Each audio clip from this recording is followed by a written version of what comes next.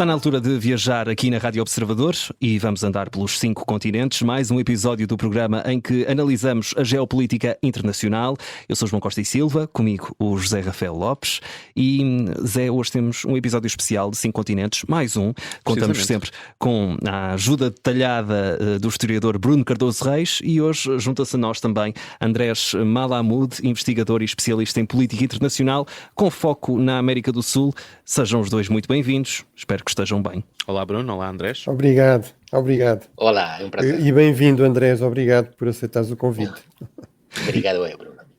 Vamos então a esta viagem pelos 5 continentes. Vamos a começar precisamente na América do Sul. E Andrés Malamud, aproveitando a tua presença nesta edição dos 5 continentes, o que mais vai importar nas Américas, no continente das Américas, particularmente na América do Sul, para este ano?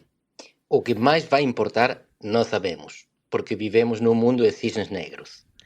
Mas do que sabemos, os 2 fatores mais importantes são a política de tarifas de Donald Trump e as consequências da ditadura da Venezuela sobre as migrações venezuelanas. A Venezuela tem hoje 28 milhões de habitantes no seu território e 8 lá fora. E isto cria muita instabilidade nos países vizinhos da América Latina e que tem consequências nas políticas dos Estados Unidos também. Sobre as tarifas de Trump, só podemos supor o que ele vai fazer, mas afetará diretamente o México, que é o segundo maior estado da América Latina, se ele decidir ir em frente com estas ameaças que tem prometido durante a campanha. Estas são as 2 coisas que podemos prever que podem acontecer: tarifas dos Estados Unidos, migrações da Venezuela. O resto, como sempre, será uma surpresa. Muito bem. E Bruno Cardoso Reis, pergunto também a ti se partilhas de algumas destas tendências que falou aqui o Andrés Malamud e que outras tendências também se podem verificar. Sim, estou muito de acordo, claro, o Andrés é o grande especialista da região, mas acho que é um tema também interessante, será ver aqui a evolução da relação com a China e também com a própria União Europeia, até por causa deste desafio, digamos, colocado por Donald Trump, por exemplo, nas relações comerciais. Mas, por exemplo, no caso da China temos esta questão, que é a China tem sido um grande motor do crescimento económico destes países, muito à custa de exportações, por exemplo, de matérias-primas para alimentar a indústria chinesa. Ora, a China está com um crescimento que para a China é muito baixo. Provavelmente, há muitos economistas, inclusive chineses, que dizem que provavelmente chegou-se a um pico naquilo que tem sido estas décadas de um crescimento económico de facto incrível na China. E, portanto, isso terá aqui implicações, pode complicar ainda mais as coisas do lado dos Estados, de vários Estados da América Latina. Uma última questão também que me parece bastante relevante é a questão do crime organizado e do impacto que isso tem na política. Acho que é uma questão que tem muito peso em muitos Estados, enfim, começar logo pelo México, mas até no Equador, por exemplo, onde também vai haver eleições, até no Chile, que é um Estado relativamente seguro, mas penso que esse será outro tema também interessante de acompanhar. Até que ponto é que este modelo um bocadinho Bukele de El Salvador, de mão dura, vai pesar cada vez mais na política latino-americana? São tendências que vamos ter certamente em conta ao longo deste ano. E agora, para particularizar, Andrés Malamud, vamos olhar para o Acordo Mercosul. As negociações estão feitas, foram longas, mas ao que tudo indica, apesar de terem chegado de bom porto, falta a assinatura do lado europeu. Será desta que o acordo avança mesmo? Eu sou cético, sempre fui. E sendo cético, por 2 vezes, já vi o acordo fechado. 2024, 2019. Isso já foi celebrado previamente. Estava também lá Macron, porque o resto mudou. O resto do plantel da União Europeia, os governantes europeus, os governantes do Mercosul, mudaram. Macron continua lá. E ele foi parte do acordo em 2019 e é contra o acordo em 2024. E era o mesmo tipo de acordo. Que tipo de acordo é? De princípio. Não há nada assinado. O tratado não existe. Se vocês me perguntarem qual é o capítulo 5, o capítulo 17 do tratado, eu não posso responder, porque não está escrito.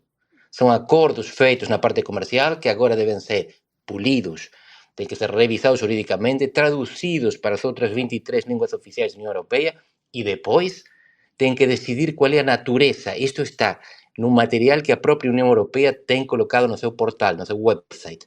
Ainda não sabemos a forma que vai tomar este tratado. Se vai responder ao mandato negociador de ser um tratado misto, ou seja, é aprovado em Bruxelas e depois vai às capitais europeias, ou é um tratado dividido. Fazem um split e mandam a parte comercial a Bruxelas e o resto a morrer nos parlamentos nacionais.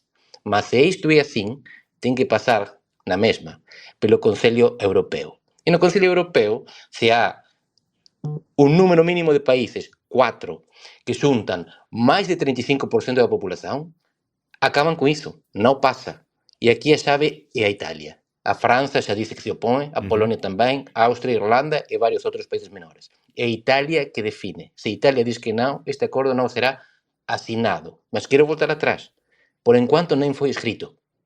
Este é um acordo de princípio. O acordo de princípio tinha sido feito em 2019 e não funcionou. Ainda tem que definir a natureza e para isso há muita negociação pela frente.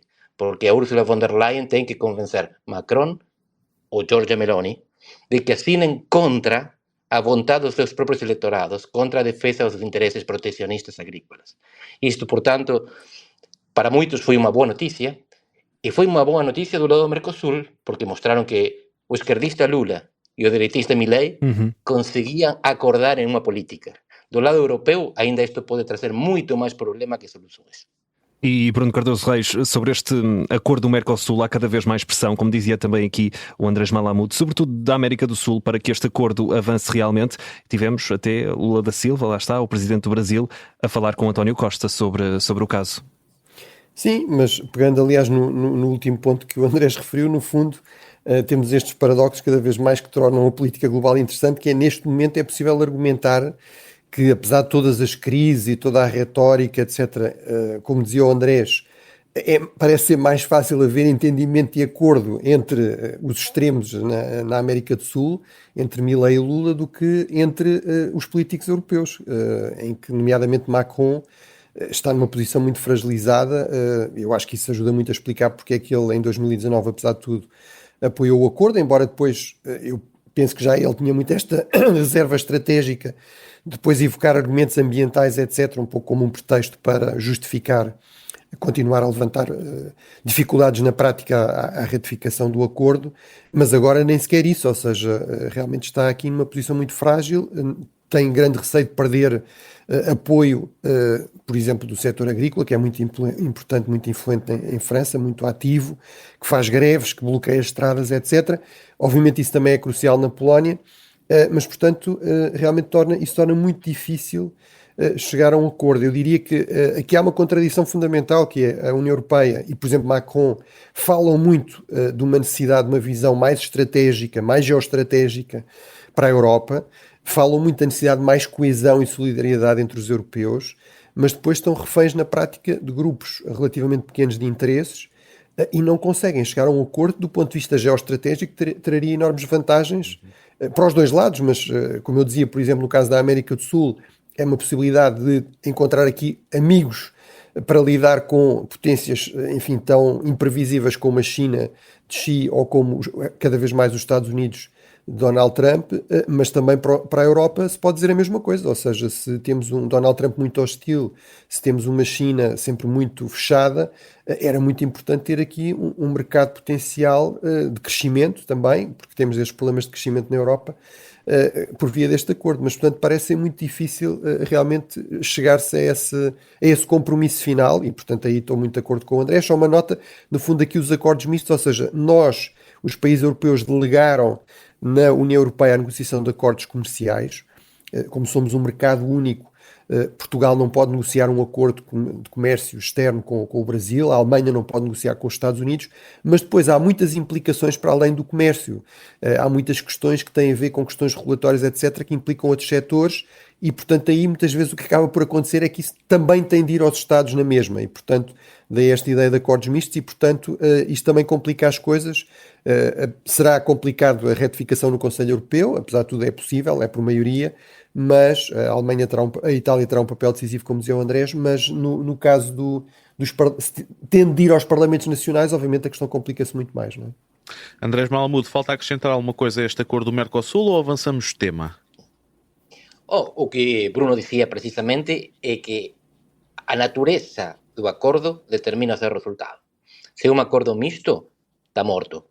Se é um split, e fazem uma parte para morrer nos parlamentos nacionais e outra em Bruxelas, tem uma chance, e por maioria.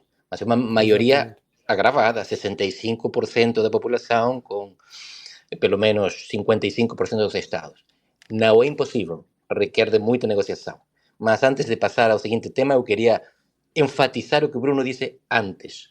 Ele falou da China e do crime como essenciais para entender o que espera a América Latina neste ano. Eu não tinha mencionado, porque considero que já são constantes. A China e o crime estão na América Latina há muito tempo. Aprofundam cada vez mais a sua influência. Mas não será uma grande novidade. Em todo caso, o que haverá é um aumento na magnitude da intervenção chinesa e da presença criminosa na América Latina, que cada vez mais condiciona a parte da economia e da política formal. A parte que se vê, que é cada vez menos relevante. A parte que não se vê é mais importante. Na América Latina, o ano passado, pela primeira vez, a mineria ilegal ultrapassou o narcotráfico como principal fonte de produção e rendimento. Imaginem vocês.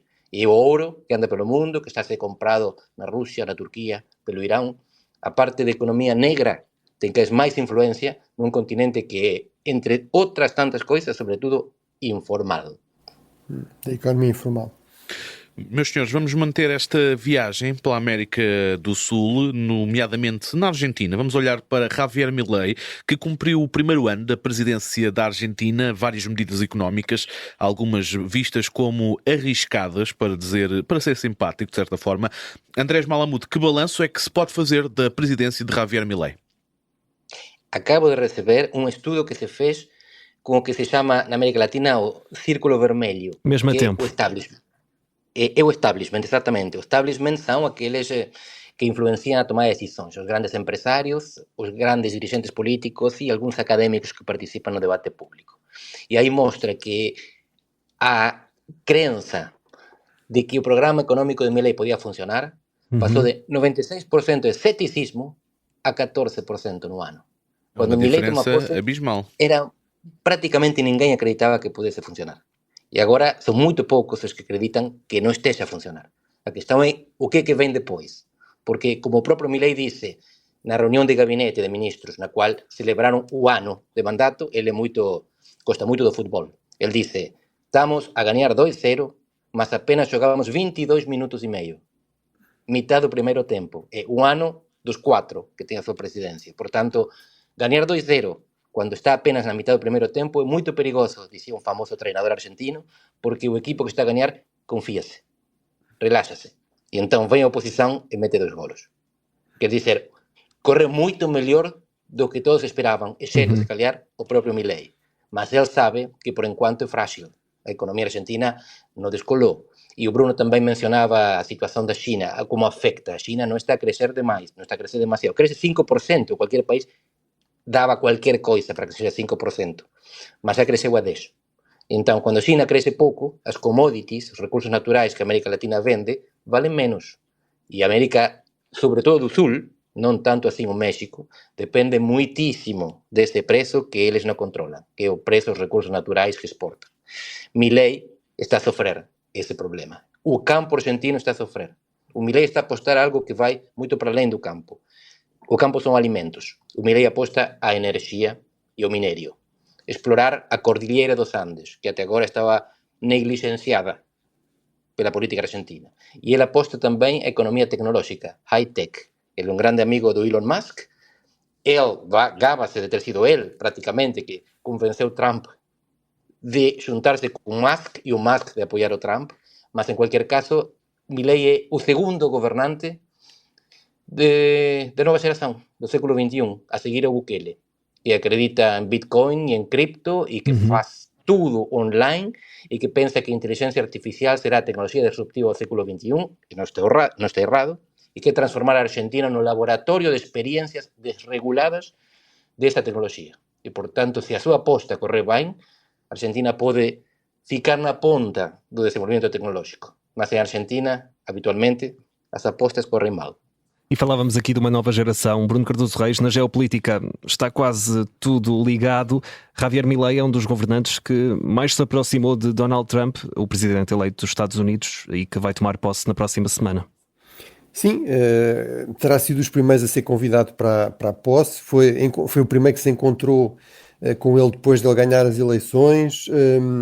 há realmente aqui uma enorme proximidade. Eu também acompanho muito, por exemplo, a imprensa brasileira e ainda recentemente estava a assistir um debate em que um dos pontos era que na América do Sul, digamos, a potência, o Estado, o país que é aqui o pivô, que será o interlocutor privilegiado dos Estados Unidos, não vai ser o Brasil, como tem acontecido muitas vezes no passado, mas vai ser a Argentina de Milei, com Donald Trump como presidente. E, portanto, obviamente, isso tem aqui algum impacto interessante em termos de dinâmicas regionais. Agora também vamos ver, enfim, se esta lua de mel depois se traduz em coisas práticas e concretas. Sabemos que aí, enfim, Donald Trump é um parceiro muito incerto, não é? Que olha muito sempre aos seus interesses, até pessoais, e portanto vamos ver se isso se traduz de facto em ganhos reais para a Argentina, mas em termos políticos, diplomáticos, de imagem, de percepção, realmente é aqui um fator interessante. E teve algumas consequências em termos de política internacional. Por exemplo, Milei voltou atrás na ideia da Argentina se juntar aos BRICS, estes BRICS alargados, que são cada vez mais uma espécie de bloco liderado pela China e relativamente hostil em relação aos Estados Unidos. Nem todos os países alinham completamente com isso, nomeadamente a Índia, e mesmo o Brasil ou a África do Sul podem ter aí algumas reservas, mas é cada vez mais essa a tendência e Milei não quis alinhar nessa tendência, não é? E nós por aqui no 5 Continentes, Bruno, como já é hábito, vamos estar sempre atentos a isso. Nós ficamos por aqui nesta primeira parte. Bruno Cardoso Reis e Andrés Malamud, daqui a nada voltamos para uma segunda parte em que vamos continuar a olhar também para a América do Sul, mas também para a situação geopolítica dos restantes continentes. É já daqui a pouco, a seguir às notícias.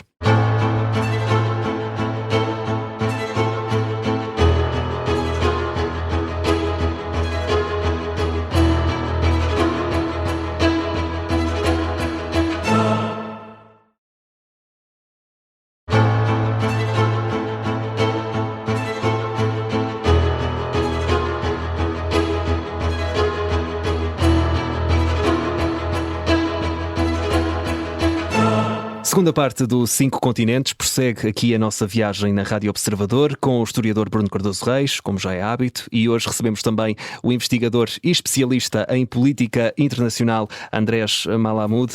Prontos para esta segunda parte, para mais uma viagem?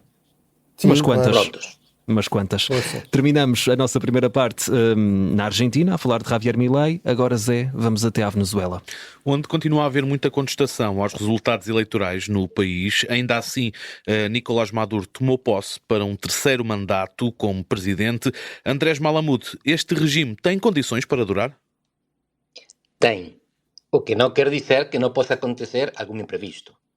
Mas comparemos com a Síria, que foi aquele regime autoritário, despótico e muito duro que parecia estar para durar também e caiu de um dia para o outro. Qual é a grande diferença e por que Maduro tem vantagem sobre Al-Assad? Porque todas as armas na Venezuela estão do mesmo lado. A oposição está desarmada. As forças armadas, a força de segurança e os coletivos, que são as milícias do regime, estão todas a apoiar. E não estou a falar de algumas armas. A Venezuela tem uma forças armadas que são praticamente metades brasileiras e o dobro das argentinas. A Venezuela tem 2.000 generais, enquanto os Estados Unidos não tem para além dos 700. Por quê?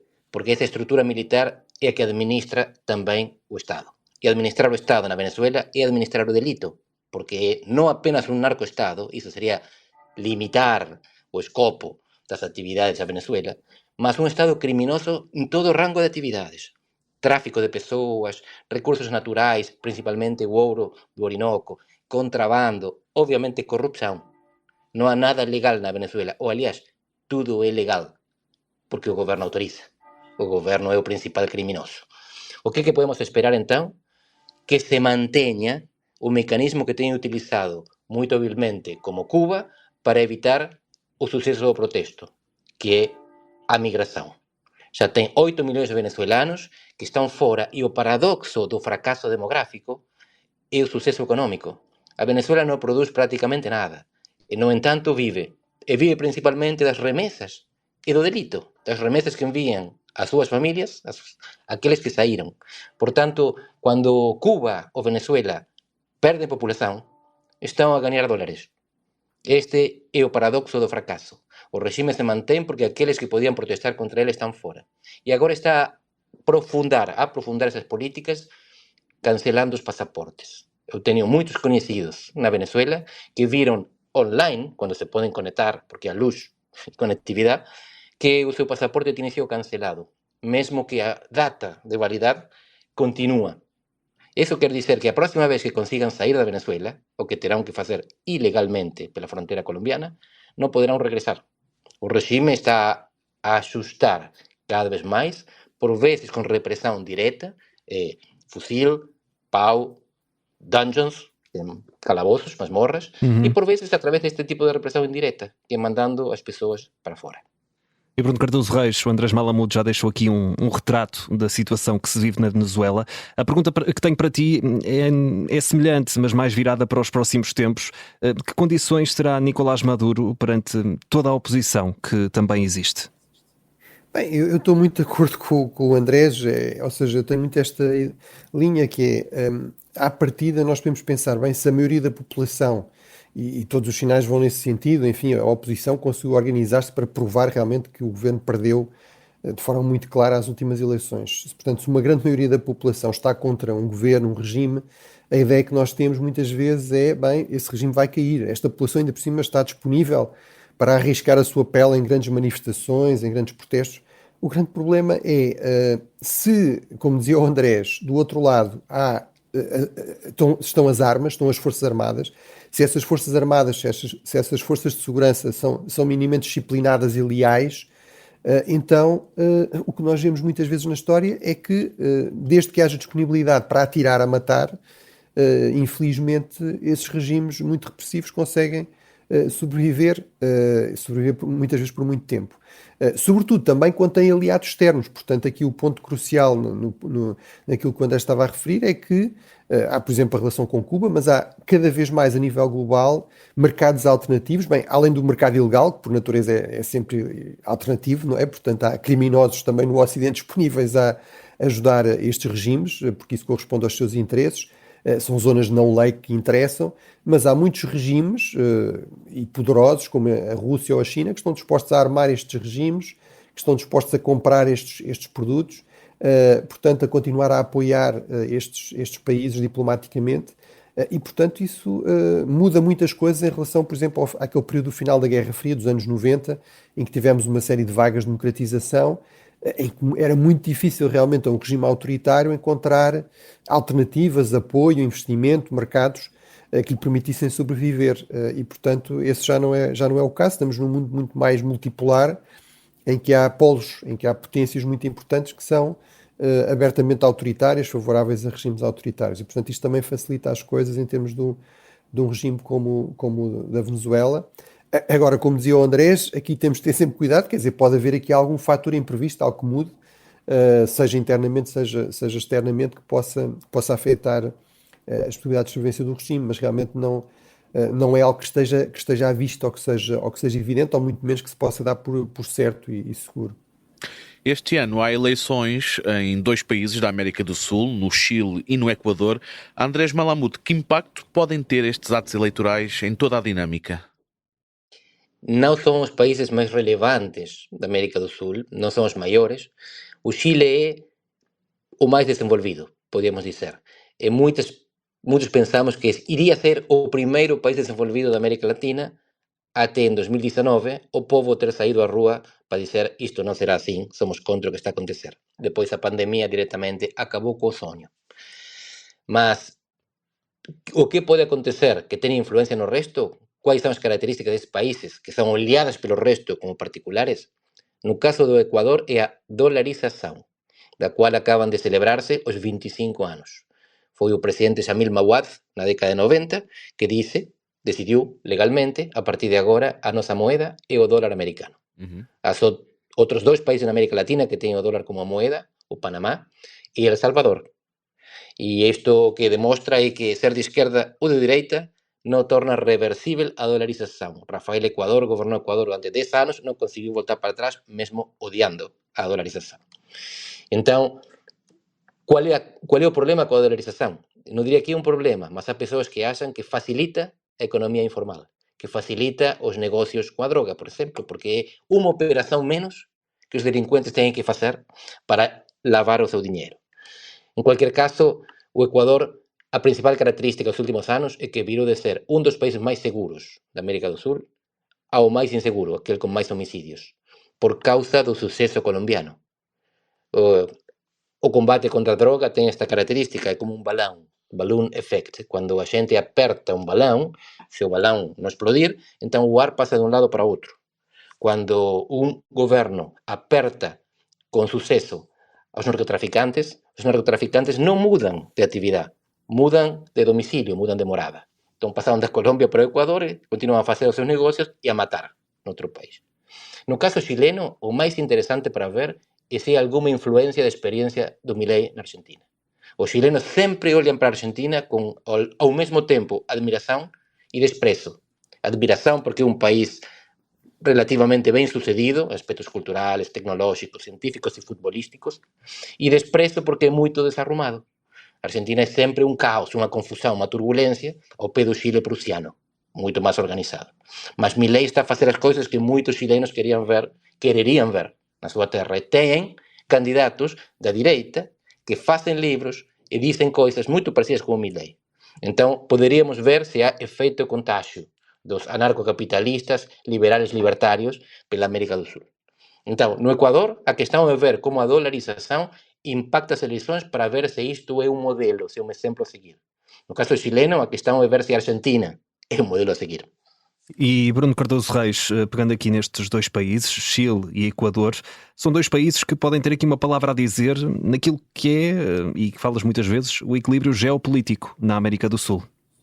Sim, não tenho muito a acrescentar ao que disse o Andrés, que é extremamente relevante e interessante, mas, portanto, no fundo não são realmente os gigantes, enfim, nem da América Latina, nem da América do Sul, não é? Não estamos a falar de países como o Brasil ou a Argentina, ou mesmo a Colômbia, mas são países que têm merecido muita atenção. O Equador realmente por este paradoxo de ser tornado dos países mais seguros para os mais violentos, portanto é um pouco um caso de estudo nesta questão do peso da criminalidade organizada e quais são as melhores respostas para isso, e no caso do Chile realmente é claramente o país que é apontado como um exemplo de desenvolvimento, etc., mas passou por agora uma crise muito séria, contestação muito acentuada, uma grande viragem à esquerda, mas agora eventualmente uma tendência para uma grande viragem à direita, e portanto desse ponto de vista será depois interessante perceber se isso tem algumas implicações em termos de política externa, de política internacional, até de opções económicas, mas aí também, como dizia o Andrés, muitas vezes o que prevalece é muito o pragmatismo, até por uma questão de necessidade, não é? São países que não se podem dar ao luxo de deixar de exportar o que exportam para os países que compram, mas portanto em todo caso será interessante ver se houver aqui uma vitória da direita nos dois países, se realmente se começa a falar de uma vaga, digamos, uma vaga Milei na América do Sul, mesmo que isso seja provavelmente um exagero, ou uma vaga trumpista na América do Sul, mas acho que mesmo que isso venha a acontecer, e é possível que aconteça, temos de olhar para isso com alguma prudência em termos de grandes mudanças na política externa e sobretudo na política externa de dimensão económica. Bruno Cardoso Reis e Andrés Malamud, vamos avançar, vamos viajar até ao Médio Oriente. Esta semana foi anunciado um acordo de cessar-fogo entre o Hamas e Israel, vai colocar um ponto final, ao que tudo indica, num conflito de 15 meses, implica também o regresso de reféns e a entrada de ajuda humanitária no enclave.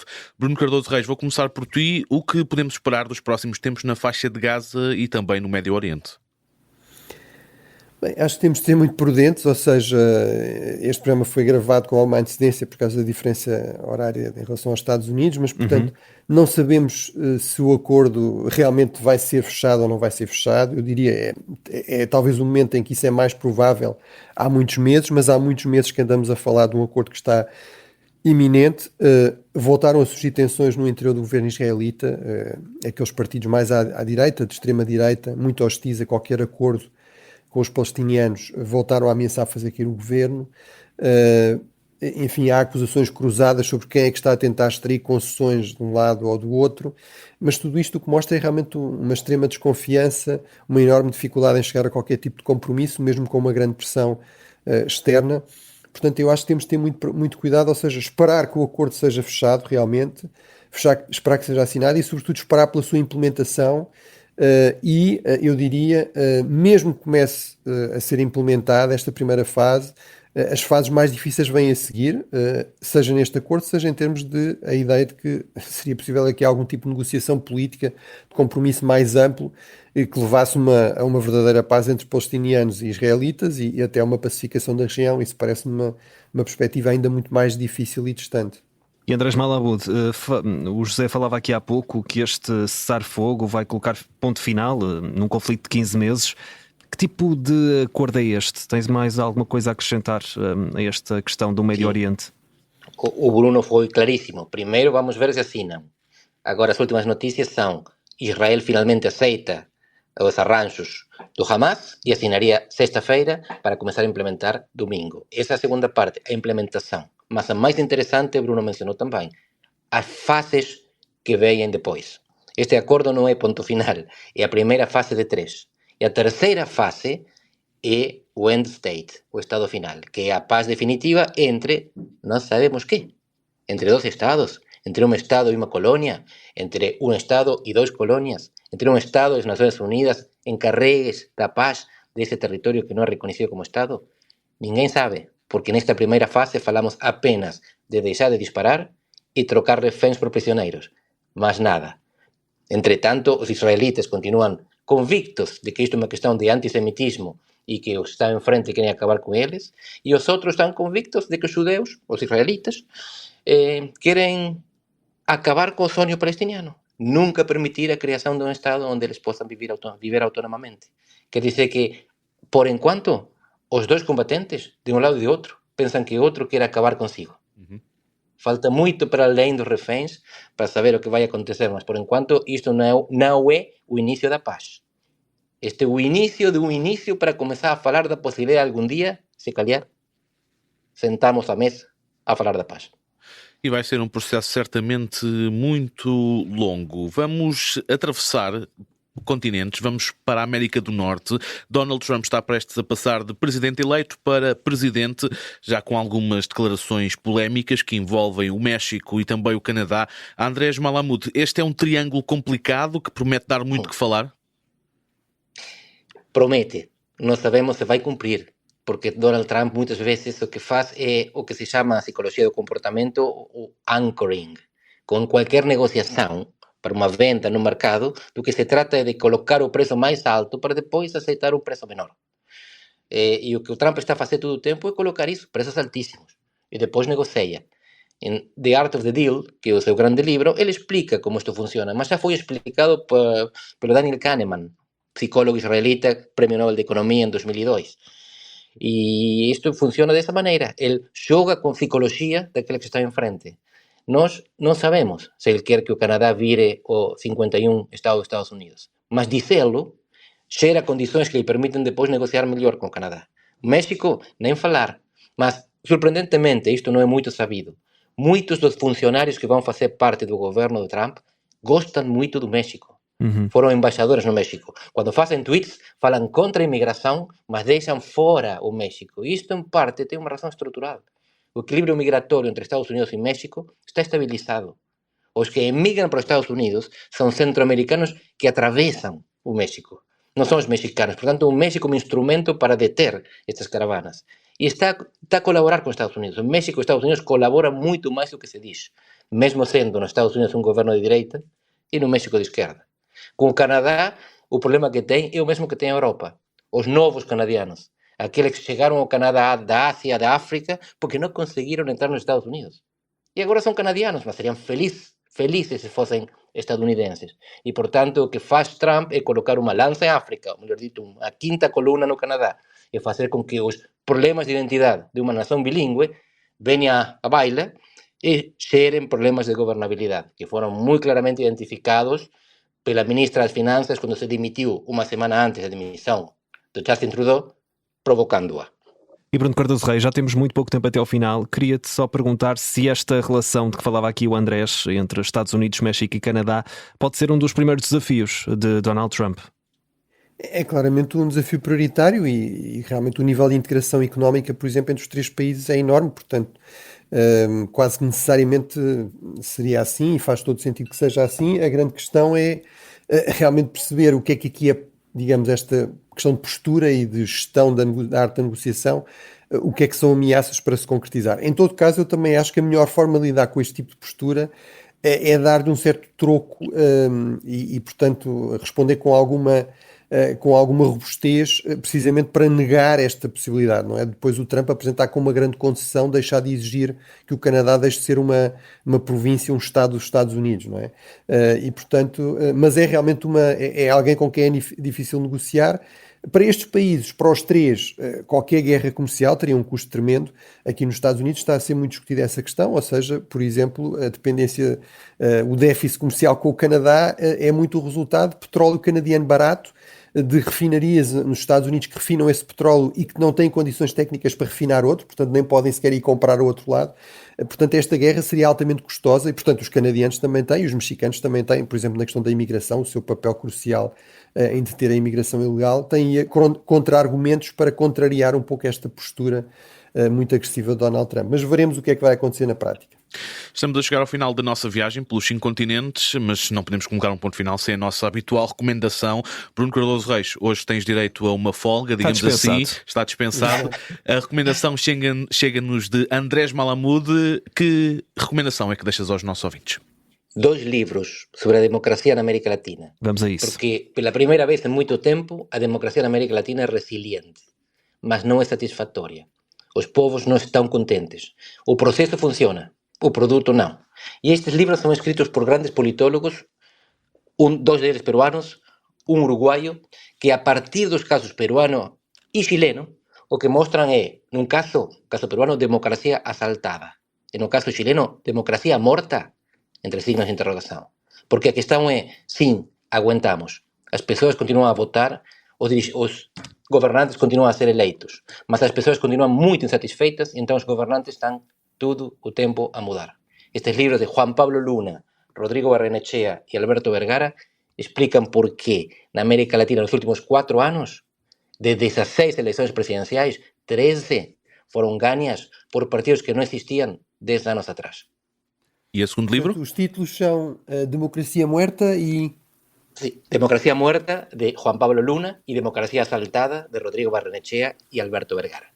Muito bem, e ficamos aqui com estas 2 recomendações. Bruno, eu só estou a pensar que tu já tens 2 semanas de folga. Quando voltares às recomendações... Vai ser quase um episódio especial de recomendações. Vamos ter de tirar aqui um bom tempo para isso. Fazemos um programa só de recomendações. Exatamente. Um para cada continente. Fechamos assim a nossa viagem pelos 5 continentes. Agradecer e muito ao Andrés Malamud, que esteve aqui connosco, e também ao Bruno Cardoso Reis, que é a presença habitual. Se tiver alguma pergunta, é só enviar para ouvinte@observador.pt, que o Bruno Cardoso Reis estará cá na próxima semana para responder. Muito obrigado aos 2. Obrigado. E obrigado, Andrés. Obrigado, eu. Até para a semana. Obrigado, eu, Bruno. Um prazer sempre.